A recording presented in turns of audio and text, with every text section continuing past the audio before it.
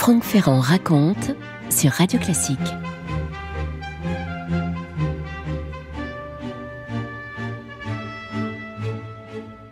C'est en rangeant des papiers qui me viennent de mon ami Laurent Le Chatelier, grand documentaliste avec lequel, plusieurs années durant, j'ai préparé tous mes récits radiophoniques. C'est en classant des documents qu'il avait réunis au milieu des années 70 que je suis tombé sur cette histoire dont je me suis dit qu'elle serait parfaite pour un 1er avril. Une histoire qui m'a paru tellement intéressante que, de toute façon, je ne pouvais pas résister à l'envie de vous en faire profiter. Alors, je vais vous parler d'un artiste dont le talent aurait pu lui permettre de laisser un nom dans les annales de l'art, et, vous l'aurez compris, c'est plutôt dans celle de la justice qu'il aura finalement brillé. Je veux parler de Jean de Sperati. Nous faisons sa rencontre à travers le grand intérêt que lui a porté au milieu des années 50 le commissaire divisionnaire Guy Isnard. Isnard était un passionné d'art et de trafic d'œuvres. Ancien commissaire divisionnaire à la direction de la police nationale, il avait créé son propre service qui était la section chargée des contrefaçons et des faux en matière artistique. Mon ami Laurent explique que les escrocs étaient pour lui, d'une certaine manière, moins difficiles à combattre que les experts.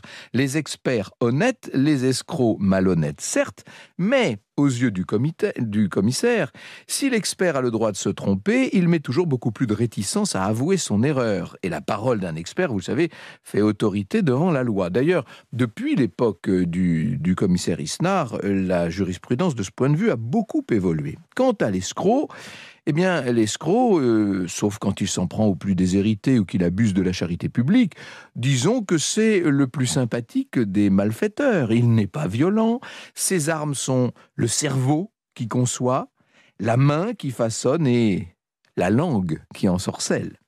C'est ainsi que le commissaire Isnard a pu traquer avec succès toutes sortes de faussaires. Oh, il en a traqué des dizaines, que dis-je, des centaines.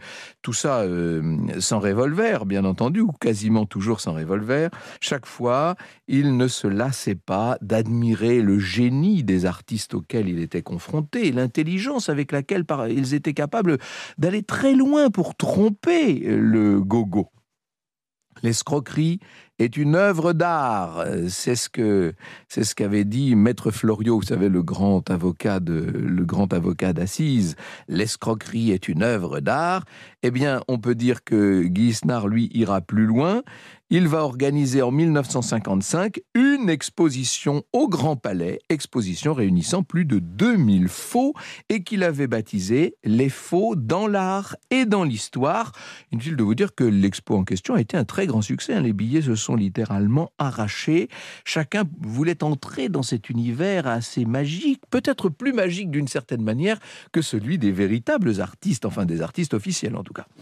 Presque tous les faussaires que le commissaire a pu rencontrer au cours de sa carrière travaillaient dans la peinture, mais le maître incontesté du faux, selon lui, aux yeux d'Isnard, c'est dans la philosophie qu'il l'a finalement trouvé.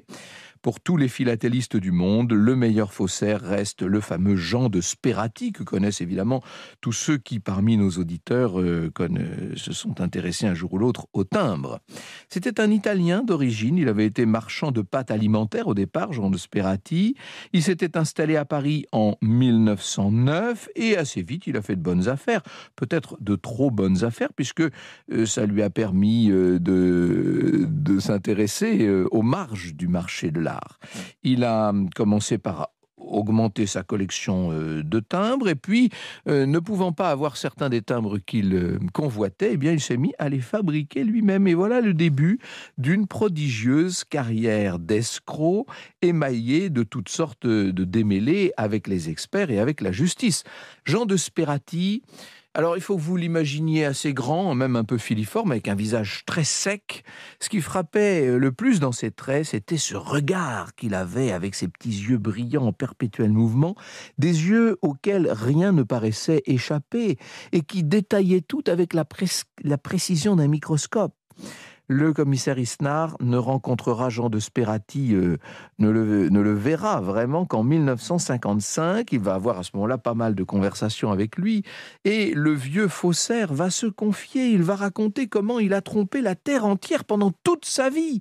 Il aimait à faire connaître son talent, cet homme-là. Et c'est le problème des faussaires, c'est que souvent, leur talent, par définition, reste inconnu. Et pour cause. Il aimait duper les experts, Jean de Sperati. Il va même déclarer avec une étonnante bonne foi, évidente même, « Moi, faussaire, mais jamais de la vie, je suis un artiste, monsieur le commissaire. Je suis même le créateur de la philatélie d'art. » Franck Ferrand sur Radio Classique. En 1932, Jean de Sperati avait envoyé à Lisbonne 18 timbres de grande valeur et bien entendu, la douane les a fait vérifier, expertiser sous tous les angles pour vérifier leur authenticité, évidemment. Le plus étonnant, c'est que Sperati ait été poursuivi et dû payer 300 000 francs d'amende pour tentative d'exportation illicite de capitaux. C'est-à-dire qu'en fait, on lui a reproché d'exporter de ce qui était d'une certaine manière considérés comme des valeurs, puisque c'était des timbres très importants, mais personne ne s'est rendu compte qu'il s'agissait de faux. Et évidemment que pour Sperati, cette condamnation a été plutôt finalement une bonne nouvelle. En 1935, c'est une maison de timbres d'Amsterdam qui va porter plainte contre lui. Cette maison lui avait acheté des vignettes qui semblaient être des originaux parfaitement authentiques. Elle les avait vendues aux enchères publiques pour une somme importante. La supercherie n'a été découverte que bien après. Et c'est le genre de scénario qu'on va voir se reproduire un peu partout en Europe. On ne peut pas dire que Sperati ait jamais été véritablement inquiété, ne serait-ce que parce que, comme il dupait de grands experts, ceux-là n'avaient pas tellement intérêt à mettre en avant l'erreur qu'ils avaient commise. On va dire que toute sa vie, Jean de Sperati va pouvoir continuer sa profitable industrie. Il habite sur les bords du lac d'Aix-les-Bains, une très belle lac du Bourget. Il habite une très belle villa qui s'appelle Clair de Lune, et c'est dans cette villa qu'il travaille. Alors, évidemment qu'il faudrait entrer dans le détail de chacune des affaires, mais c'est assez amusant de voir que finalement, la honte de s'être fait abuser et surtout le très grand dommage que cela aurait pu porter à un certain nombre d'experts ou de collectionneurs a fait que la justice avec Sperati se sera globalement montrée extrêmement indulgente. Et il le répète au commissaire Isnard quand il raconte son histoire. « Non, non, lui dit-il, je ne suis pas un faussaire, puisqu'en 1932, lors de mon affaire avec la douane portugaise, j'en ai profité pour informer le monde entier que je pouvais effectuer des imitations telles que personne jamais ne pourrait s'en apercevoir. J'ai annoncé moi-même à ce moment-là que les timbres étaient de ma fabrication. Je l'ai fait moi-même. » Vous avouerez quand même que c'est un étrange bonhomme, lui qui, toute sa vie, avait trompé les collectionneurs de toute l'Europe et même du monde entier, essayait désormais de poser aux redresseurs de tort. Vous écoutez Radio Classique. Alors, pendant toutes les années 30, les choses se passent plutôt bien pour Sperati, et puis pendant la guerre, il va quand même avoir quelques ennuis, non pas avec les belligérants, mais avec un certain nombre de clients mécontents, et notamment un expert parisien. Alors là, c'est pas de chance. Il se trouve qu'un jour, dans la même semaine, un expert parisien reçoit de deux sources différentes des faux qui, évidemment, étaient absolument identiques. Ah, là, ça c'était pas de chance, si je puis dire. Le hasard avait mal fait les choses. L'expert a alerté la chambre professionnelle qui a déposé plainte contre Sperati, puisque c'est lui qui a très vite été retrouvé comme fournisseur des deux pièces en question. Alors, il s'est à l'époque défendu d'avoir voulu vendre ces contrefaçons comme des timbres authentiques. Et d'ailleurs, il a simplement été convaincu de tentatives d'escroquerie. Il a écopé d'une sévère amende, mais est passé quand même à travers les mailles du filet. La plus spectaculaire des affaires dans lesquelles aura trempé Sperati, elle a lieu à la fin de 1943 et au début de 1944. On est donc toujours sous l'occupation. Et c'est l'affaire du professeur Locard. Locard était le plus grand philatéliste du temps, enfin l'un des plus célèbres experts, et après un examen très attentif, une première fois le 12 juillet 43, une deuxième fois le 4 janvier 44, il avait conclu à la parfaite authenticité des timbres qu'on venait de lui présenter et qui avaient été incontestablement fabriqués par le faussaire. On peut dire que la réalisation de Sperati était tellement parfaite qu'il avait fallu plusieurs contre-expertises extrêmement minutieuses pour découvrir cette supercherie. Sperati avait certes été condamné, mais en vérité, il s'en moquait. Une fois de plus, d'une certaine façon, par l'absurde, il venait d'être consacré comme le plus grand des faussaires. Lorsqu'il a senti la fin de sa vie approcher, on est en 1954, Sperati a mijoté une fabuleuse opération publicitaire. Il était là au fait de sa gloire et il se devait de quitter la scène avec éclat. Il se devait d'assouvir aussi la haine qu'il éprouvait contre les experts. Et ça, c'est souvent l'un des motifs d'action des faussaires qui veulent constamment dénoncer les impostures de l'expertise. C'est le journal France Soir qui, le premier, va faire sa manchette de l'affaire. On peut lire à la une de France Soir à l'époque, « Jean de Sperati vend 10 millions sa collection de faux timbres à une association de philatélistes anglais. » Aix-les-Bains, 30 avril, et c'était donc une dépêche de France Soir. Une transaction d'un genre un petit peu particulier, donc, vient d'intervenir entre la British Philatelic Association et le philatéliste français Jean de Sperati, qui avait donc été déjà plusieurs fois poursuivi pour faux. L'association britannique a racheté à Sperati toute sa collection de faux timbres. À l'époque, il y en avait 600. Et Jean de Sperati s'est engagé dans le contrat à ne plus imprimer de fausses vignettes et à ne pas initier un éventuel successeur au secret de fabrication qu'il lui avait fallu tant d'années pour acquérir.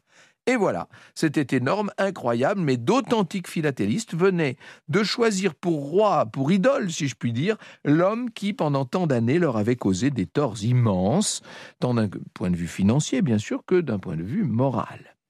Sa majesté du timbre, comme l'a appelé Laurent Le Chatelier, Jean de Sperati, pouvait donc mourir tranquille. C'est ce qu'il va faire en 1957. Mais le destin allait avoir une ultime vengeance envers cet homme qui avait su épouser et maîtriser les passions de ses semblables tout en se moquant un petit peu de la crédulité générale. En effet, le marbrier qui grava la pierre tombale du méticuleux faussaire a fait une faute d'orthographe involontaire, mais assez impardonnable. Le texte était pourtant simple, on pouvait y lire « Jean de Sperati, 1884-1957, créateur de la philatélie d'art ». Sauf que le graveur a mis « créateur » avec un beau H. Ah, c'est ce qui s'appelle faire un terrible faux. Cette troublante histoire aurait pu se terminer sur cette affaire de tombe, mais il se trouve qu'il n'en fut rien parce que Sperati, n'ayant jamais livré son secret à quiconque, les choses allaient demeurer comme cela en suspens. Même le commissaire Isnard qui lui avait demandé par faveur de lui expliquer comment il avait réussi à faire des timbres aussi vrais tout en étant aussi faux, même le commissaire Isnard n'a pas pu obtenir de réponse, moyennant quoi les faux ont continué à circuler, bien sûr.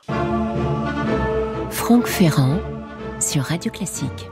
Mais si je vous livrais le secret de mes procédés, monsieur le commissaire, tous les faussaires les utiliseraient pour des besognes bien plus répréhensibles. Par exemple, pour fabriquer des faux billets de banque. Et ça, il n'en est pas question, parce que moi, monsieur le divisionnaire, je suis un artiste. Je suis le Rubens de la philatélie. D'ailleurs, je compte bien publier mes œuvres. Oui, ce sera une collection numérotée de 1 à 100 exemplaires, dûment signée, et chaque vignette adhérera à son support.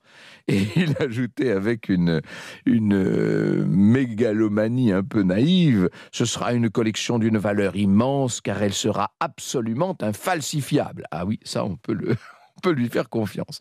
Quand on sait que Sperati osait écrire sur l'encadrement de ses faux la mention « reproduction interdite » et qu'il signait en bas de son nom au crayon, on comprend mieux de tels propos. Il faut vous dire quand même que ces fameuses œuvres numérotées n'ont quand même jamais été publiées. Franck Ferrand sur Radio Classique. Sperati, finalement, n'a laissé à la postérité qu'un seul manuscrit, la technique complète des timbres d'art, 119 pages dactylographiées, divisées en 9 chapitres, où il dévoile ses méthodes avec tout de même pas mal de précision, mais en restant suffisamment vague sur les phases les plus cruciales du travail. Il traitait le papier avec du savon de résine, de la colophane, de la sandaraque, du mastic, de la gomme laque. Pour reproduire les tampons postaux, il prenait un timbre authentique, absolument ordinaire, de faible valeur, mais dont l'oblitération n'était pas très nette. Et puis, il blanchissait complètement la vignette, en épargnant évidemment l'oblitération. Et ensuite, il avait un papier blanc oblitéré sur lequel il imprimait un timbre d'une valeur infiniment plus élevée, vous comprenez ? Et pour le gommage, eh bien, il mettait le verso du timbre au contact d'une couche de gélatine étalée sur une plaque de verre. Alors, quand on vous dit ça comme ça, vous dites « Ah bon, mais moi je saurais faire de faux timbres ».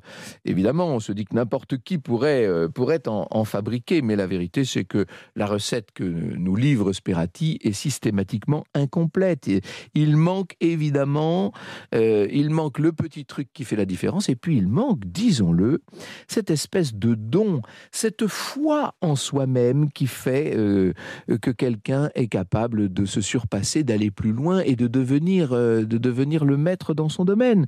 Ce n'est pas tout de connaître la recette. C'est un peu comme quand vous savez, ces grands chefs qui en cuisine vous donnent des recettes qui ont l'air très simples et quand vous les faites, ça n'a absolument rien à voir avec ce que vous avez eu dans l'assiette lorsque vous étiez au restaurant. Et pour cause, parce que il y a les petits secrets de fabrique et puis il y a surtout le don, il y a le tour, il y a la patte du génie, vous voyez, du grand créateur.